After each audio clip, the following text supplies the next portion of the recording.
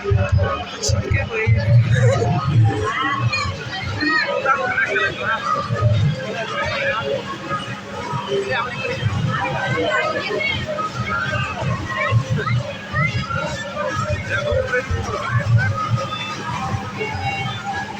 করে তো 3 মিনিট কেন 10 মিনিট থাকতো কোনো অসুবিধা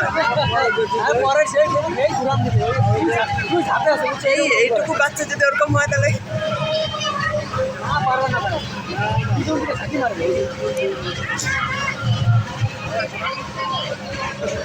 থাক ভাই থাক 1000 টাকা পাবি দিছে রে